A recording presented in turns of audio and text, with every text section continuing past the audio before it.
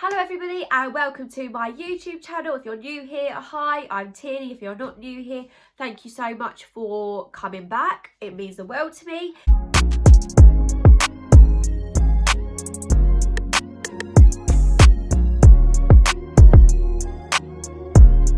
Today's video is the third part of my having a baby story. In my first one I covered pregnancy, in my second one I covered my delivery, and if you haven't watched those videos I suggest you watch those now and come back. But for today I will start where I last left off. I've had Ronnie, I don't actually know if I said in my last video, he came out £9.4, so he was a big baby. I had so many comments on the maternity ward of like, oh, he's so big. And I went home the day after I'd had Ronnie. I got home quite late that night because I had to wait for the doctor.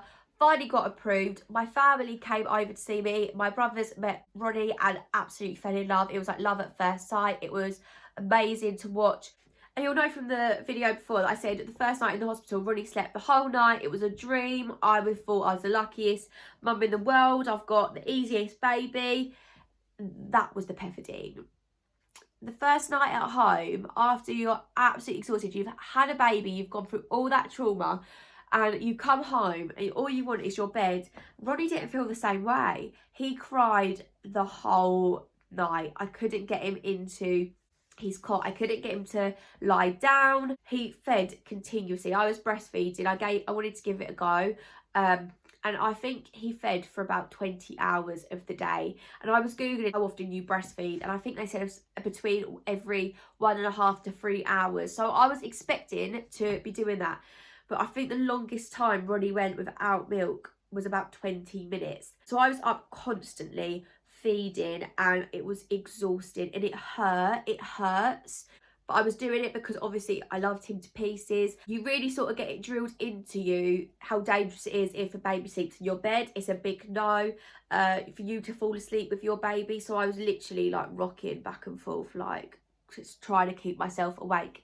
And because I was breastfeeding, I couldn't obviously help in that sense. And it sort of affected him quite a lot as well because he felt quite hopeless. Like his job was to change the nappies, and he changed every single nappy because that was all he could really do. But Ronnie didn't want to be held by too many other people. All he wanted to do was feed. And the first 3 nights were torture. There's nothing that can prepare you for that amount of sleep deprivation, because I would say for about 72 hours I may have slept for 10 hours altogether. So on top of the sleep deprivation, you have the things that people don't talk about. The worst part of pregnancy, labour and postpartum was going for a wee.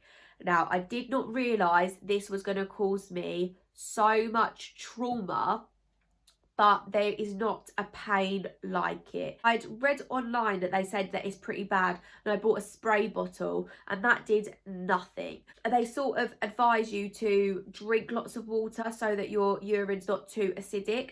But obviously the more you drink, the more you eat, the more you have to go through it. And so I was in a proper catch-22 in my head because I just didn't want to go for a wee. I was having morphine throughout the day in preparation for going to the toilet, and every single time I would cry.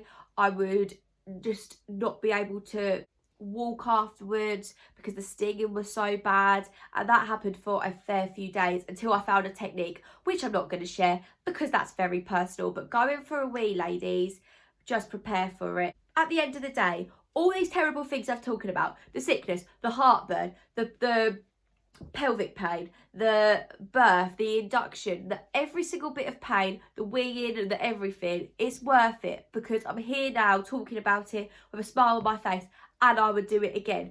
But it's torture, but it's life, and I would do it again. And around 6 days in, so it was a Wednesday, so I had Ronnie on Saturday early hours of the morning, and on the Wednesday is when I realised I couldn't breastfeed anymore exclusively because the feeding was too much. I clearly wasn't giving Ronnie what he needed, or maybe he just liked it too much, but I was feeding continuously and I was starting to feel not happy because I had no energy.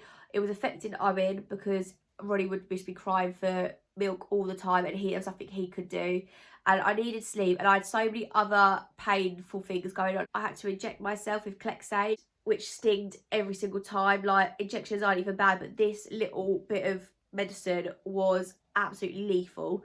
Disgusting. I feel sorry for anyone who has to inject, but it was so painful. I had to do that every day. There was so much going on that I needed sleep, so I needed to bottle feed Ronnie, and from the first bottle, he had the bottle and slept for 4 hours.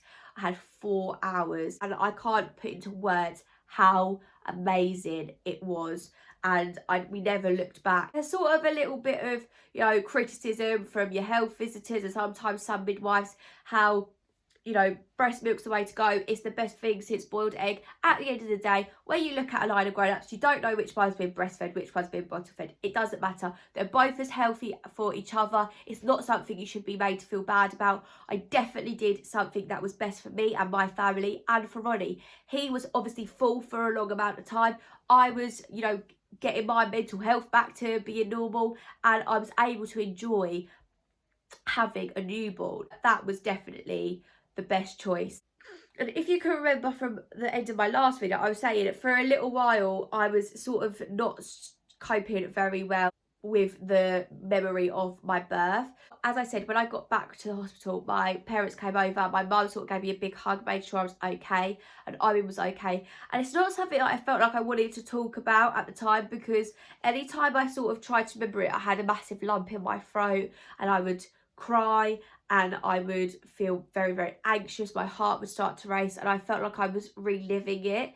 So it's something that I tried to sort of push to the back of my mind. But when I went to sleep, I was getting terrible, terrible nightmares. So I was being haunted by these images in my mind. And the midwife at the time had sort of told my mum, she actually told me, but I wasn't with it to understand, that what I had gone through was very, very traumatic. And if I needed to talk about my experience from a medical terms or why that had happened, I was able to do that at the hospital, which at the time I sort of said, oh no, I'm absolutely fine. But then it was something I had to sort of consider because I wasn't doing that well.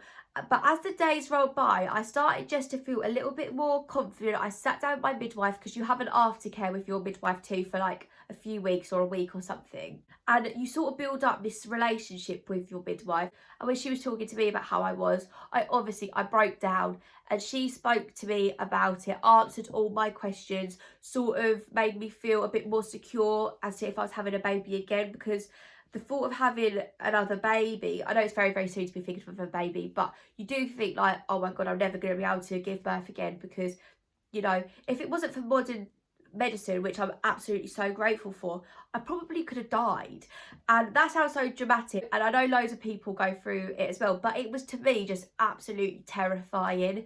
But she spoke through it with me, and I actually had to go back to the hospital a few times for a few different scares. And on the first time I went back to the hospital, she thought something had happened to my stitches, but they didn't, so it was no problem. But when that happened, I had the memories of going to the hospital and walking around the hospital, and, you know, how amazing something I had done was. And all of a sudden, something inside me just sort of clicked. And I actually just thought, I've actually done something so amazing, and I've got this amazing little boy, and I would do it again for the result. And something just clicked, and I've become at peace with what happened. I realised that it happened, and I'm lucky because I was here, I was well, I had my little baby, and I just sort of dealt with it on my own. So I didn't talk to anybody about it in the end, and I felt a lot better in general. I was actually so fortunate because I took 4 weeks off work, so we got to have 4 weeks of just living the dream, really, you know, with our little newborn. And as soon as he was bottle fed, it was just a dream. My whole family came to meet Ronnie, and friends came to meet Ronnie. Like, at the start, everybody's so desperate to come and see a newborn baby because they're a newborn and they're really cute and all that sort of thing.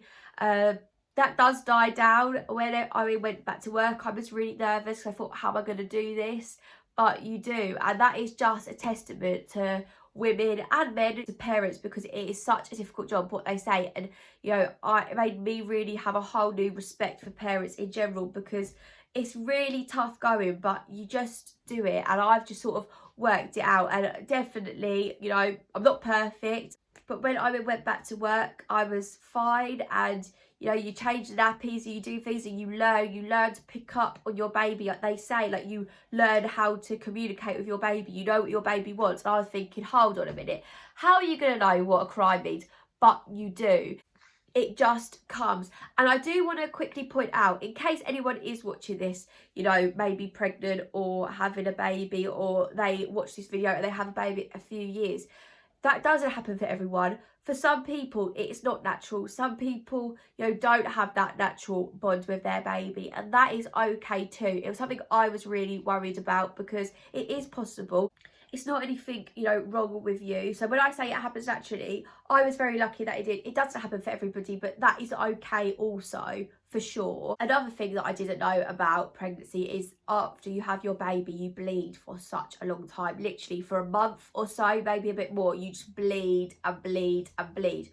It really is tough going having a baby, and you have no time to yourself anymore. You have to cater to their needs all the time. You as a person sort of just evaporates. Your needs sort of are definitely pushed to one side. It's difficult to still feel like you have your identity and still feel like a person, rather than just an extension of your baby. Like, it's tough going, and there's so many tough challenges that you have to face. Physically, mentally, emotionally, your body, it's not the same. That's one of the hardest things I had to deal with, because you know, you have the baby, your body, it doesn't look the same. It's so tough looking at social media at other mums who have, you know, flat stomachs straight away. How do you do it? I would love to know, but it hasn't happened to me. I've got a normal after baby body, and sometimes I find that really tough, but it's just life. Your friends, you can love them to pieces, but it's different because you now have different priorities. Whilst they're worrying about their next night out and what they're going to wear, you're worrying about your next night feed and how you're possibly going to be able to keep your eyes open for another night. Like, your life just and priorities completely change, and it is so tough. That's obviously not just for mums, that's for everyone in general. Life is difficult. So if I'm going to end this little series, obviously I've had a whole year worth of stories, so if you want to hear more of them, then please do let me know. Give this video a like. Please subscribe for more of my content. If you want any more motherhood videos, then please let me know. The next one is going to be makeup related, because that is what initially I thought this channel was going to be about. But on that note, I just wanted to say that, you know, mothers out there, girls out there, boys out there, everyone out there, you're doing great, you're doing amazing, you are enough. And with good support and believe in yourself, you can definitely get through the hardest situations. If this story has told you anything, there was suffering at every single step of the way. But look where I am now. Everything turned out for the best. I can tell the story smiling, happy, and you know, we got there. So I do hope you enjoyed this video. And until the next one, keep well, and I'll see you in the next one. Bye.